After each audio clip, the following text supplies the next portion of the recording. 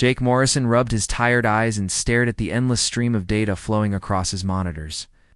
3 months of deep space duty aboard Aurora's Edge had taught him that the universe was mostly empty and quiet.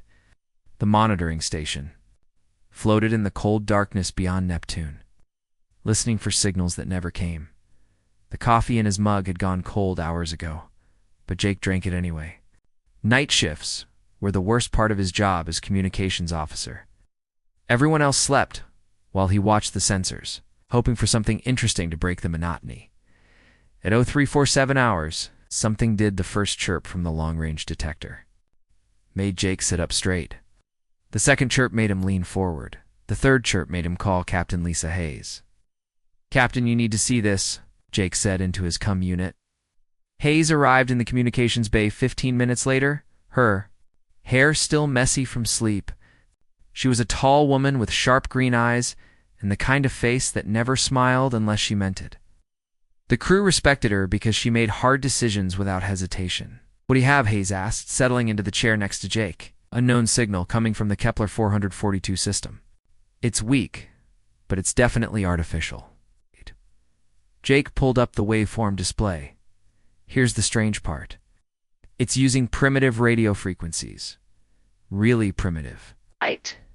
Early 20th century primitive. Hayes frowned at the display. Could be a probe malfunction, or maybe debris from an old Earth mission. That's what I thought too. But look at this. Jake enhanced the signal and played it through the speakers. The sound that filled the room was unlike anything in the human databases. It was musical, but wrong. Alien.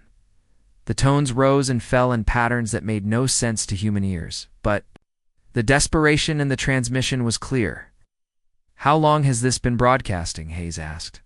"Picked it up 20 minutes ago. Signal strength suggests it started maybe 6 hours ago, but it's getting weaker." Yeah. Hayes stood up and paced the small room. "Wake up Dr. Amy Chen. If this is what I think it is, we're going to need her."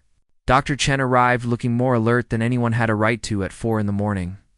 She was a small woman with black hair and the kind of mind that could solve puzzles most people couldn't even see. Languages were her specialty, and she had spent years preparing for the day humanity might encounter alien communication. "Play it again," Chen said, settling at a workstation with a cup of steaming coffee. Jake replayed the signal. Chen listened with her eyes closed, her fingers moving as if she were conducting an invisible orchestra. After the third playback, she opened her eyes. It's definitely a constructed language. "The mathematical patterns are too complex for natural sound," and Jake was right about the desperation. "This isn't a greeting or a casual message. This is a cry for help." Hayes felt a chill run down her spine. "How long to decode it? Give me 4 hours. Be less if I'm lucky." The next 3 hours passed slowly. Hayes called in her senior staff, but kept the information classified. Dumber. Point in causing panic over something that might turn out to be a false alarm. Jake monitored the signal strength, which continued to weaken. Whatever was broadcasting wouldn't last much longer. At 0847 hours, Chen called everyone back to the communications bay. Her eyes were red from staring at screens, but her voice was steady. "I've got most of it translated. The beings call themselves the Velhari. They're traders, traveling in a convoy of 3 ships. Pirates, from what I can tell." Hayes leaned against the wall. "What's their situation? Bad? Really bad? Their ships are damaged and losing power. They have families aboard, including children. The pirates are still out there, picking off survivors." Chen looked at her notes. "There's something else. They're broadcasting on every frequency they can manage, hoping someone will hear them." "Anyone?" "And we're the only ones listening," Hayes said. "Looks that way. The signal is too weak to reach Earth, and there are no other ships in range." Jake checked his instruments again. "Signal strength is down to 30%. At this rate, we'll lose them completely in 12 hours.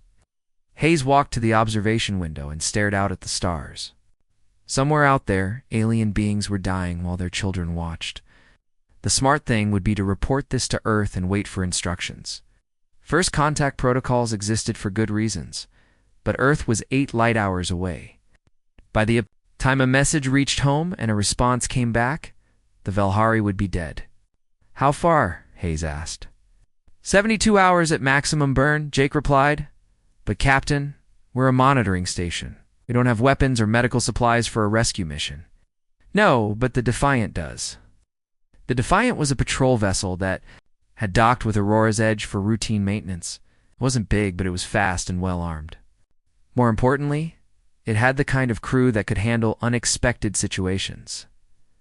Hayes turned back to her staff. Jake, prepare a message burst to Earth Command. Tell them what we've found. Chen, keep working on the translation. See if you can. Establish two-way communication. I want to know more about these Kethfer pirates. What about the Defiant? Jake asked. Hayes smiled for the first time in weeks, but it wasn't a pleasant expression. I'm going to have a talk with Commander Ben Taylor. Something tells me he's going to be interested in this. As her staff hurried to their tasks, Hayes remained at the window. The universe had just become a much more dangerous place, but also a much more interesting one. Humanity was about to learn that they weren't alone in the galaxy. The question was whether that would turn out to be a blessing or a curse. The Defiant dropped out of hyperspace into chaos. Commander Ben Taylor gripped his command chair as the tactical display lit up with hostile contacts. 3 large alien vessels drifted in space, their hulls torn open and bleeding atmosphere. Smaller ships buzzed around them like angry wasps, firing energy beams that cut through metal like paper. God, whispered Lieutenant Sam Rodriguez from the weapons station. We're too late. Taylor studied the scene through the view screen. The alien ships were beautiful in their own way, with smooth curves and elegant designs that spoke of a peaceful culture. Ow. The attackers were different. Their vessels looked like they were built for one purpose: to kill. Not yet, we're not, Taylor, said Rodriguez. Target the nearest raider. Parker, get us in close. Hayes, are you reading this? Captain Hayes' voice crackled through the cum from the Defiant's secondary bridge. I see it, Ben. Those pirates are slaughtering civilians. Orders. Save them. Taylor grinned. It was the answer he'd hoped for. You heard the lady. All hands battle stations. We're going to war. The Defiant was a small ship, but she was built for fighting. Her fusion engines roared to life as she accelerated toward the battle. The human crew had trained for this moment their entire careers, even if they'd never expected their first real fight to be with aliens. The Kethfer. Pirates saw the human ship coming and turned to meet it. They had been having fun with the helpless Valhari vessels, but this new arrival looked like it might provide a real challenge. 3 raider ships broke off from the main attack and headed for the Defiant. Incoming ships, bearing 270 Mark 15, Rodriguez called out. They're fast.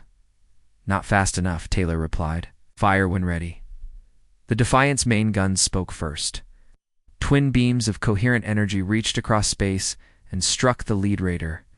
The alien ship's shields flared and collapsed, and the beam punched through the hull like it was made of tissue paper.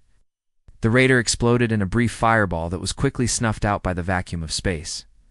The other 2 raiders opened fire. Their weapons were primitive compared to human technology, but they were still deadly. Energy bolts hammered against the Defiant's shields, making the ship shake. Shields down to 60%, called Engineer Ryan Foster from his station. They're using some kind of plasma weapon, noted, Taylor said. Evasive maneuvers, Rodriguez. Take out the one on our starboard side. The Defiant rolled and twisted through space like a fighter plane, avoiding most of the enemy fire. Her return shots were deadly accurate. The second raider died in a ball of fire, and the third tried to flee. Rodriguez's targeting computer tracked it easily, and the final raider joined its companions in death. 3 down, Rodriguez reported. But there are still 8 more around the alien convoy. Then we'd better get busy, Taylor said. Hey, how's the rescue operation coming? Hayes was already suiting up in the Defiant's small shuttle bay. Give me 5 minutes to reach the nearest alien ship. Then you can play with the rest of the pirates. The shuttle bay doors opened, and Hayes' rescue team launched into space. The team consisted of Hayes herself, Security Chief Nick Parker, Engineer Ryan Foster, and Medic Kate Wilson. They were the best the Defiant had to offer, but they were also flying into the unknown. Shuttle clear leader to Defiant, Hayes transmitted. We're approaching the alien flagship. These ships are huge, must be a kilometer long. Copy that, clear leader. We'll keep the pirates busy. Taylor kept his word. The Defiant tore through the remaining raiders like a shark through a school of fish. The Kethfer had expected easy prey, but they found themselves facing something they'd never encountered before. Humans who fought with cold calculation and refused to give up. Hayes' shuttle docked with the alien flagship through a gaping hole in its hull. The artificial gravity was failing, and the corridor beyond was filled with floating debris. Hayes and her team activated their magnetic boots and moved carefully through the wreckage. The first alien they encountered was dead, but it told them a lot about what they were dealing with. The being was tall and thin, with pale blue skin, and for arms, its face was almost human, but the eyes were larger and set wider apart. Most importantly, it was clearly not a warrior. The creature looked like it had never seen violence in its life. Peaceful species, Parker observed. No weapons, no armor. They never had a chance. They found the survivors in what looked like a central command area. A dozen aliens huddled around a tall figure who seemed to be in charge. When Hayes removed her helmet, revealing a human face, the aliens recoiled in terror. The tall alien stepped forward and spoke in a musical voice. Hayes' translator, programmed with Dr. Chen's work, converted the words into English. "Are you the ones who answered our call?" the alien asked. "Yes," Hayes replied. "I'm Captain Lisa Hayes of the human vessel Defiant. We're here to help." The alien stared at her with wide eyes. "Human. I've never heard this word. You're not in our databases. We're new to this part of space. What's your name?" "I'm Elder Scifi of the Velhari trading fleet. You're grateful for your assistance, but I must ask, what manner of beings are you? Your ship fights like nothing we have ever seen." Hayes looked around at the damaged command center and the frightened aliens. "We're the ones who came when you called for help. It's all that matters right now." But even as she spoke, Hayes could see the fear in Scifi's eyes. The alien was grateful for the rescue, but there was something else there. Something that made Hayes uncomfortable. "Your crew," Scifi said carefully, "they fight without fear. They show no hesitation in killing. What kind of world creates such warriors?" Hayes didn't answer immediately. She was beginning to understand that humanity's first contact with alien life might not go the way anyone had hoped. The very qualities that made humans effective rescuers also made them terrifying to peaceful species. "A dangerous one," she finally said. "But we're not here to hurt you. We're here to help." Outside, the Defiant finished destroying the last of the Kethfer raiders. The immediate threat was over, but Hayes had a feeling their real problems were just beginning. The Velhari homeworld of Thalmor was nothing like Earth. Dr. Carl Brooks stood on the observation deck of the human embassy and watched 3 purple suns set over crystal cities. The air smelled like flowers, and gentle creatures that looked like flying ribbons danced in the warm breeze. It was paradise, and it made Brooks nervous. Paradise didn't create warriors. Paradise created victims. "The test results are troubling," said Dr. Yethanol, the Velhari chief scientist. She was a tall, graceful being with forearms and skin the color of morning sky. Like all her people, she moved with the fluid grace of someone who had never faced real danger. Brooks looked at the data on his tablet. 2 weeks had passed since the rescue, and the Velhari had been studying human biology with growing alarm. "Troubling how?" "Your blood," Yethanol said, her voice shaking slightly. "It contains toxins that would kill most galactic species. Your muscle density is 3 times what our strongest warriors achieve. Your bone structure suggests you evolved to survive impacts that would shatter our skeletons. We call it calcium," Brooks said mildly. "And yes, humans are pretty tough." "Tough?" Yethanol's translator struggled with the word. "Dr. Brooks, your species can function with massive tissue damage. You can survive in vacuum for several minutes. You consume substances for pleasure that are poisonous to every other known intelligent race." Brooks thought about the bottle of whiskey in his quarters. "You mean alcohol, among other things?" "Coffee contains enough caffeine to stop a Velhari heart." Your chocolate would send most species into toxic shock, and yet you consume these things daily. Ethanol. Her hands gestured in what Brooks had learned was a sign of distress. What kind of world creates beings like you? Before Brooks could answer, the door chimed. Elder Kethmai entered, followed by 2 other Velhari officials. Kethmai was old even by Velhari standards, with pale skin and eyes that had seen too much. As the senior diplomat of his people, he had been trying to understand humanity for weeks. Dr. Brooks, Kethmai said, his musical voice heavy with concern. We need to discuss your people's plans. What plans? More human ships are coming. Large ones? Our sensors detect a fleet approaching our system. Brooks nodded. That'll be Admiral Susan Grant. She's bringing medical supplies and engineering equipment to help repair your damaged ships. A fleet suggests military intentions, Kethmai said carefully. Admiral Grant commands a rescue and recovery group. They're the good guys. Kethmai's translator rendered the concept awkwardly. The Velhari language didn't have a direct equivalent for good guys because they had never needed one. In there, experienced beings with military power used it for conquest. Perhaps, Kethmai said. But the Galactic Council has been informed of your arrival. They are, ... concerned. Brooks felt a chill that had nothing to do with the alien air conditioning. The Galactic Council, the governing body for most civilized species? Over 300 worlds belong to the Council. They maintain peace through law and diplomacy. Sounds reasonable. Ethanol made a sound that might have been laughter if it hadn't been so bitter. Dr. Brooks, the Council has rules about Death World species. Very strict rules. Death World species? Beings that evolved on planets too dangerous to support normal life. Worlds with extreme weather, deadly predators, toxic environments. Worlds that create... She gestured at Brooks. Beings like you. Brooks was beginning to understand. And these Death World species, what happens to them? Kethmai looked uncomfortable. They are contained, kept to their home systems. The Council believes that predator species cannot coexist peacefully with normal civilizations. Predator species, Brooks repeated. Is that what you think we are? Is you not? Ethanol asked. Your eyes face forward like hunters. Your teeth are designed for tearing flesh. Your reaction time is faster than any being we have encountered. When threatened, you do not flee or submit. You fight, Brooks thought. About the rescue mission. About how Isley, the human crew, had destroyed the Kethva raiders. To the Velhari, it must have looked like watching wolves slaughter sheep. We fight to protect people, he said.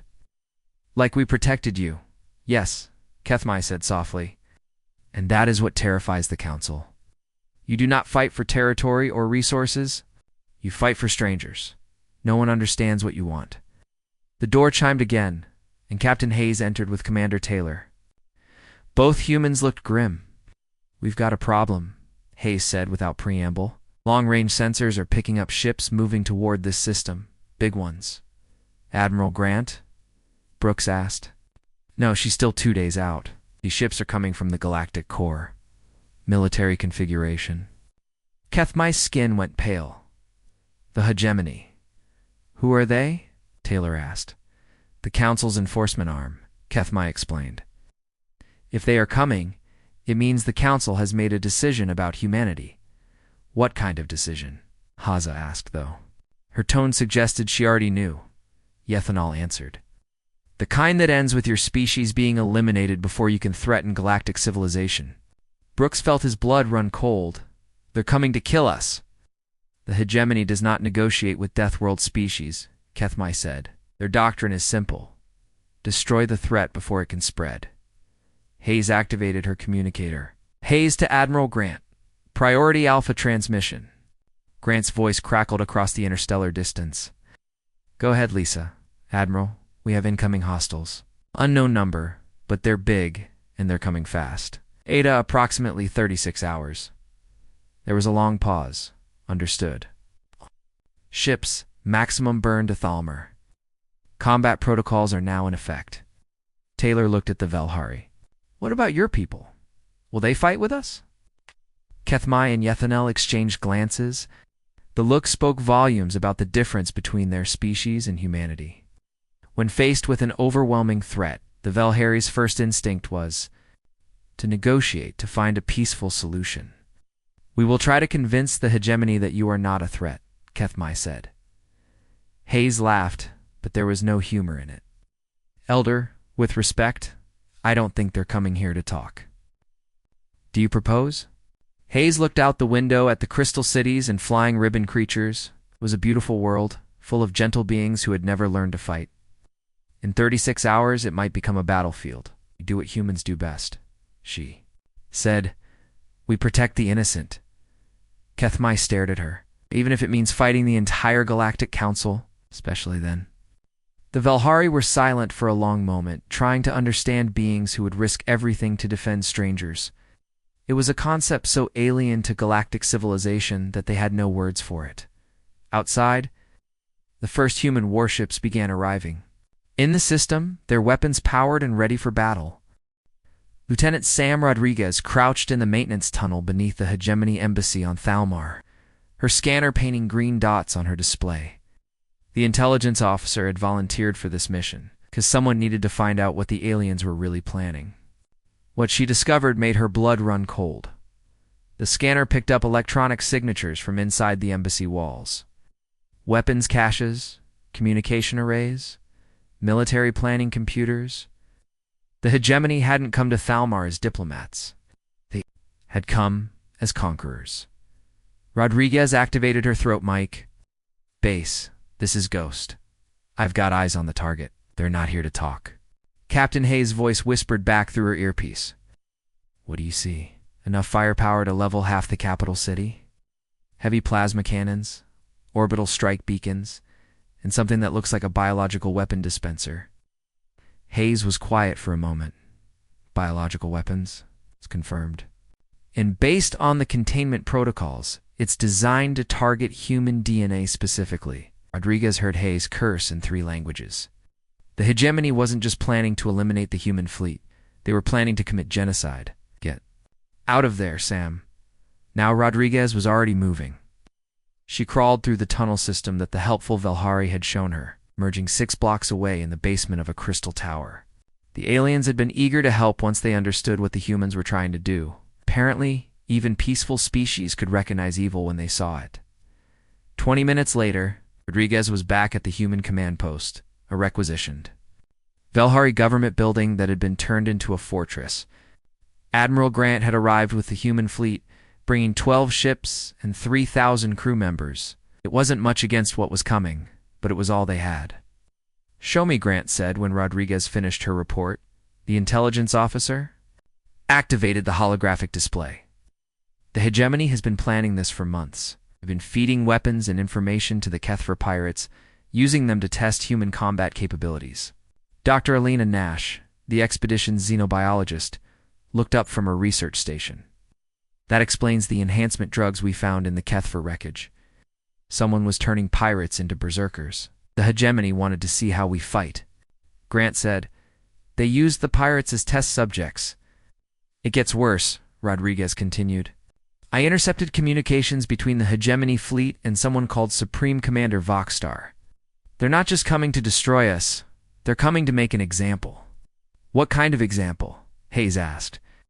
"The kind that involves broadcasting. Our destruction to every species in the galaxy. They want to show what happens to Deathworld species that don't stay home." Grant walked to the window and looked up at the sky. Somewhere above the atmosphere, the hegemony fleet was approaching. Long-range sensors counted 47 ships, including battle cruisers that massed 10 times more than the largest human vessel. "Admiral," Dr. Nash called out, "you need to see this." Nash had been analyzing captured Kethra technology, trying to understand how the pirates had been enhanced. Her findings painted a disturbing picture of what the hegemony considered acceptable: warfare. The neural implants they gave the pirates weren't just for combat enhancement, Nash explained. They were for control. The hegemony was using remote signals to direct the pirates' actions. "Remote control soldiers," Grant said grimly. "How many species have they done this to?"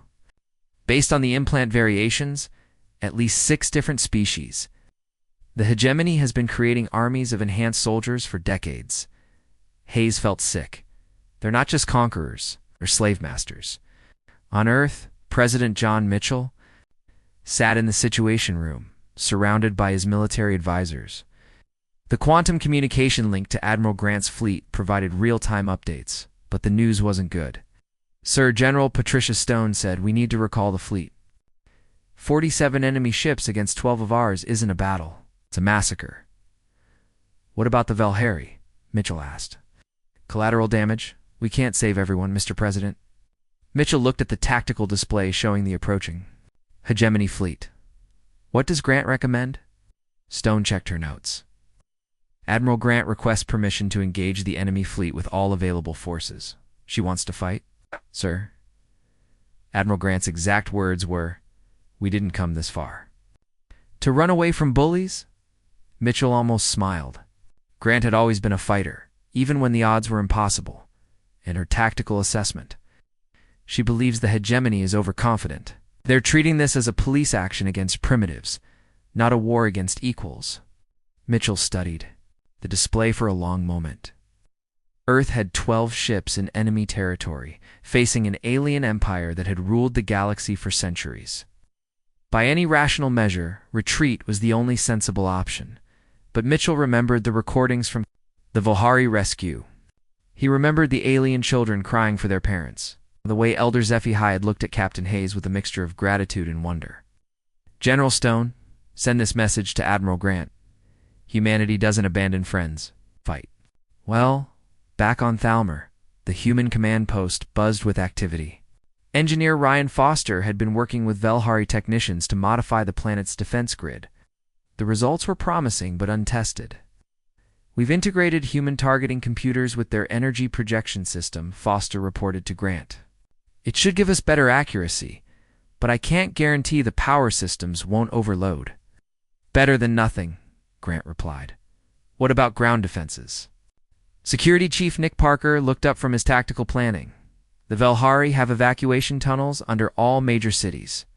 We can protect the civilian population, but we can't stop orbital bombardment. Then we make sure it doesn't come to that." Dr. Amy Chen approached with Elder Kethmai and several other Valhari officials. The aliens looked nervous, but determined. Admiral Chen said, "The Valhari Council has made a decision. They're going to stand with us." Grant raised an eyebrow. "They're going to fight?" Kethmai spoke carefully. "We are not warriors, Admiral. But we will not abandon those who saved us. Our ships cannot match yours in battle, but they can provide support and evacuation services." "That's not necessary, Elder. This isn't your fight, is it not?" Kethmai's voice carried surprising strength. "The hegemony comes to destroy you because you helped us. Your crime was answering our call for help. If that is evil in their eyes, then we choose to be evil with you." Grant felt something stir in her chest. Pride, maybe, or hope. "Elder, are you sure about this? If we lose, the hegemony will punish your people. Then we must not lose." The long-range sensors chimed with an incoming contact. The hegemony fleet had arrived at the edge of the system and was broadcasting on all frequencies. Unknown human. "Vessels," the transmission began in perfect English. "You are in violation of Galactic Council Resolution 847 Alpha. Deathworld species are forbidden from operating outside their home systems. You will surrender immediately or face destruction." Grant walked to the communication station and activated the response transmitter. "Hegemony Fleet. This is Admiral Susan Grant of the Terran Defense Force. We are here at the invitation of the Valhari government, providing humanitarian assistance. We will not surrender." There was a long pause before the reply came. "Admiral Grant, I am Supreme Commander Voxstar. You have 1 hour to reconsider. After that, we will demonstrate why Deathworld species are kept in isolation." The transmission ended. Grant looked around the command post at her officers, at the Valhari allies, at the displays showing impossible odds. "Well," she said, "I guess we're about to find out what humans are really made of." The first shot of the war came from space. Supreme Commander Voxstar didn't bother with more warnings. At exactly 1 hour after his ultimatum, the hegemony fleet opened fire on the human ships orbiting Thalmor. Captain Ray Martinez felt his ship shake as energy beams hammered against the shields. The heavy cruiser Titan's Wrath was the largest vessel in the human fleet, but she was still dwarfed by the hegemony dreadnoughts bearing down on them. Evasive maneuvers, Martinez ordered. All batteries return fire. The human fleet scattered. Like leaves in a storm, each ship following tactics drilled into them during years of training. This was survival. The hegemony ships moved in perfect formation, commanders confident that superior numbers would win the day. They had fought Deathworld species before, though never any as technologically advanced as humans. Still, the principle remained the same. Overwhelming force applied with ruthless efficiency. They were wrong about the humans. Martinez watched his tactical display as 12 human ships began their attack run. The hegemony expected the humans to group together for mutual support, like every other species they had faced. Instead, the human ships spread out and began hitting the enemy fleet from multiple angles. Target the lead dreadnought, Martinez commanded. Full power to forward weapons. The Titan's Wrath dove toward the massive hegemony ship, dodging return fire with movements that should have been impossible for a vessel of her size. Human ships were built different than alien vessels, where other species prioritized shields. In armor, humans built ships that could dance. The human attack caught the hegemony off guard. Their ships were powerful, but slow, designed to crush opponents through raw firepower. The humans didn't stand still long enough to be crushed. "Sir?" called Lieutenant Commander Julia Beck from the weapons station. "Their armor is thicker than our intelligence suggested. Our main guns are barely scratching them." Martinez smiled grimly. "Then we'll have to be creative." "Beck, target their sensor arrays. Foster, give me everything the engines have got." The Titan's Wrath accelerated to ramming speed, heading straight for the hegemony dreadnought's bridge. At the last second, Martinez ordered a hard turn that brought them alongside the enemy ship's hull. Every human weapon fired at point-blank range. Into the alien vessel's side, the dreadnought's shields collapsed under the concentrated fire, and human weapons began chewing through armor plating. Atmosphere vented from dozens of hull breaches as the massive ship began to list, but the victory came at a cost. 3 smaller hegemony ships converged on the Titan's Wrath, their combined fire overwhelming the human vessel's defenses. Martinez felt his ship dying around him as systems failed and crew members screamed damage reports. "All hands, abandon." "Ship," Martinez ordered. "This is the captain. It's been an honor serving with you." The Titan's Wrath exploded in a brilliant fireball that took 2 hegemony escorts with her. 11 human ships remained, facing 44 alien vessels. On the planet's surface, the battle was just beginning. Hegemony dropships had landed in the capital city, gorging enhanced Kethver soldiers that moved with inhuman speed and strength. The pirates had been turned into living weapons, their minds controlled by hegemony neural implants. Lieutenant Commander Julia Beck had survived the Titan's Wrath's destruction and made it to the planet in an escape pod.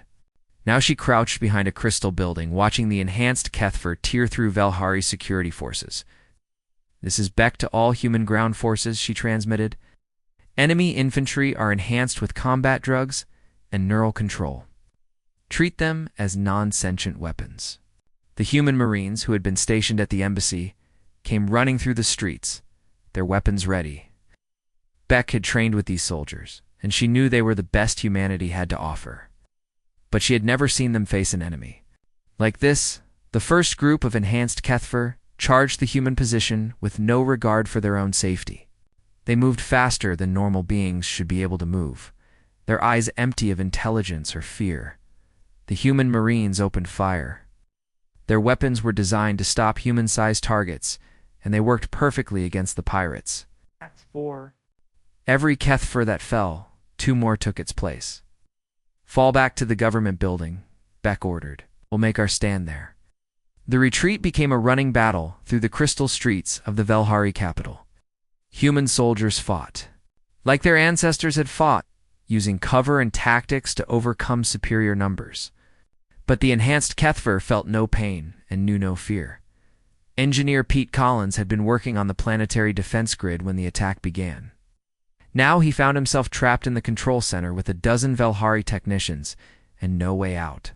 "The power coupling is overloading," called Dr. Yethanel from across the room. "If we push any more energy through the system, it will explode." Collins looked at his readings and made a decision that would have horrified any safety inspector. "Then we push it until it explodes." How long can the system handle triple output? Perhaps 5 minutes before catastrophic failure? 5 minutes it is? Collins began rerouting power from every system he could reach.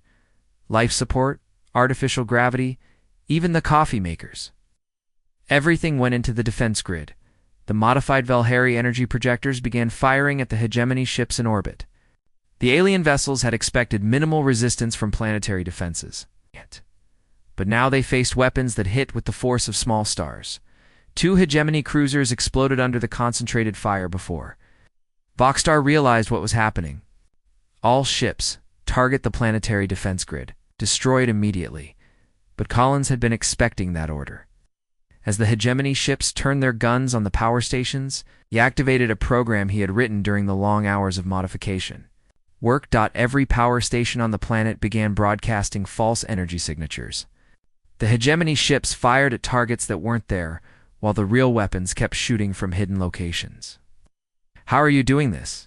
Yethanel asked in amazement.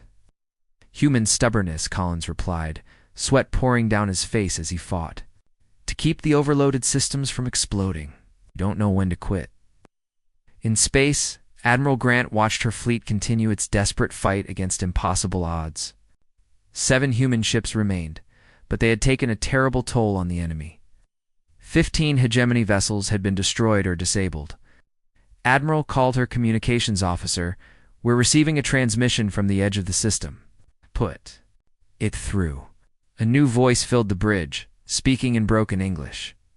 "Human fleet, this is Captain Nekalon of the Althari Medical Corps. We bring medical supplies and technical assistance." Grant looked at her tactical display in disbelief. 3 alien ships had just jumped into the system, flying directly toward the battle. "Captain Nekalon, this is Admiral Grant. You need to get out of here. This is a war zone." "Admiral Grant, we have watched your species fight to protect others. The Althari Council has decided that such beings deserve our support." More ships began appearing on the sensors. Merchant vessels from a dozen different species, all heading toward Thalmor. Word of the battle had spread throughout the galaxy, and some species had chosen sides. Voxstar's voice crackled over the communication channel. "Unknown vessels withdraw immediately or share the humans' fate." The response came from Captain Ziekmer. "Of the Trading Confederation, Supreme Commander, we decline your generous offer. These humans answered a call for help when no one else would. Today, we answer theirs." The battle became something unprecedented in galactic history. For the first time, multiple species fought together against the hegemony, not because they were forced to, but because they chose to. Grant felt something she hadn't experienced since the fighting began: hope. 3 months after the Battle of Thalmor, Ambassador Tony Clark walked through the halls of the new Galactic Assembly building. The structure was different from the old council chambers, where the council had built walls to separate species. The assembly had built bridges to connect them. Clark paused at a window overlooking the main plaza.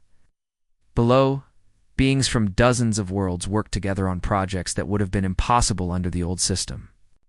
Human engineers worked alongside Althari doctors to build better medical equipment.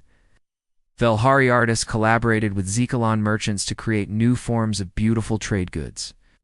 Ambassador Clark came a familiar musical voice behind him. Clark turned to see Elder Zephi approaching. The Velhari diplomat looked older, but happier than when they had first met during the rescue operation. The trauma of that day had changed both their species, but perhaps for the better. Elder Zephi Clark replied with a smile. "Were the treaty negotiations going better than expected? The Terran-Velhari Mutual Defense Pact is being used as a model by 6 other species partnerships. It seems your idea of protection agreements is spreading." Clark nodded. The concept had been simple. Strong species would protect weaker ones in exchange for trade and cultural exchange. No conquest, no slavery, just mutual benefit. The hegemony had never understood such arrangements because they couldn't imagine. power being used for anything except domination. Any word from the hegemony territories? Clark asked. The rebellion spreads daily. 17 worlds have declared independence in the past month. It seems that once people learn they have a choice, they choose freedom. The hegemony's defeat at Thalmor had shattered more than their fleet. It had broken the myth of their invincibility. Species that had been enslaved for centuries suddenly remembered what it meant to fight back. The enhanced Kethfer soldiers had been the key. When other species learned that the hegemony's warriors were mind-controlled slaves, the moral authority of the old empire collapsed overnight. Clark's communicator chimed. "Ambassador, this is Captain Hayes. We've got another one." "Another what?" "Distress. Call, species called the Mortai. They're being attacked by hegemony remnants about 40 light-years from here." Clark sighed. It was the 5th call this month. Word had spread throughout the galaxy that humans would answer distress signals, and desperate species kept broadcasting them. "How long to reach them?" 6 hours if we push hard." "Admiral Grant is already moving the fleet. Tell her to go." And Hayes. "Yes, sir." "Tell her to take some of our new friends along. Let's show the galaxy what cooperation looks like." Clark ended the call and returned to his office, where Dr. Amy Chen was waiting with a stack of translation work. As humanity's chief xenolinguist, Chen had become one of the busiest people in the galaxy. Every day brought new species wanting to establish contact. Tony, Chen said, looking up from her work. "We've got a problem. A good problem, but still a problem." "What now?" "Remember how we were worried about the galactic reaction to Deathworld species? Well, it turns out we're not the only ones." Chen activated her holographic display, showing a star map with dozens of marked systems. "I've been analyzing the contact requests we've been receiving. At least 30 species show characteristics of Deathworld origin: high strength, aggressive tendencies, advanced military technology." Clark stared at the display. 30 species, maybe more. It seems the old council was very good at keeping Deathworld species isolated. They convinced everyone that aggressive beings were automatically evil. But now that we've proven that's not true, others are coming forward. Are they like us? Others are ... different. There's a species called the Vorth that evolved on a world covered in acid rain. Another called the Krell that developed intelligence while fighting giant predators. But they all have one thing in common, which is they're tired of hiding. Clark felt a chill run down his spine. Humanity had opened a door that could never be closed. For better or worse, the galaxy was about to become a much more dangerous and interesting place. Later that day, Clark attended a memorial service for the humans who had died in the Battle of Thalmor. Captain Ray Martinez had been posthumously promoted to admiral, and his sacrifice was remembered alongside those of the other crew members who had given their lives to protect strangers. Commodore Lisa Hayes was promoted after her role in the First Contact mission, gave the memorial address. She stood before representatives from 20 species, all of whom had come to honor the human dead. "These people died doing what humans do best," Hayes said. "They answered a call for help when no one else would. They fought not for conquest or glory, but because someone needed protection." Hayes looked out at the mixed crowd of humans and aliens. 3 months ago, we were alone in the galaxy. Today, we have friends we would have never imagined. That's their legacy, not the battles they won, but the peace they made possible. After the ceremony, Hayes walked to her new office aboard the Starbase Haven. The facility had been built in the former Kethfer stronghold, symbolically replacing piracy with protection. From her window, she could see ships from a dozen species. Docked at the station, her first officer, Commander Jake Morrison, entered with the daily reports. Morrison had been promoted after his role in detecting the first alien signal, and he still handled most communications duties. Commodore Morrison said, "We're getting reports from the Mortai rescue mission. Admiral Grant's fleet arrived in time to drive off the hegemony remnants. The Mortai are asking to join the assembly." "Approved." "What else?" "The Zekalon have requested human escorts for their trading convoys. Apparently pirates think twice when they see our ships on the scanner." Hayes smiled. "Also approved." "Anything else?" Morrison hesitated. We've received a message from the Galactic core. It's from someone calling themselves the true hegemony, claim to represent the legitimate government, and they want to negotiate. What do they want? Truce. They're offering to recognize human sovereignty in exchange for an end to hostilities. Hayes considered this. The fighting had been going on for months, and while the humans and their allies were winning, the cost was high. Peace would save lives. On both sides, set up a meeting, she decided. But make it clear that any agreement must include freedom for all the enslaved species. No negotiation on that point. Morrison nodded and left to arrange the talks. Hayes remained at her window. Watching the busy docks of Haven Station, ships arrived and departed constantly, carrying goods, people, and most importantly, hope. Her communicator chimed with an incoming signal. Hayes recognized the frequency immediately. Aye. Another distress call from somewhere in the galaxy. Another Species calling for help when they had nowhere else to turn? Hayes smiled as she gave the order that had become humanity's signature response to a galaxy in need. Ow. All ships prepare for hyperspace jump. We have a call to answer. The human fleet moved out into the darkness between stars, carrying the message that had changed everything. Someone was listening. Someone would come.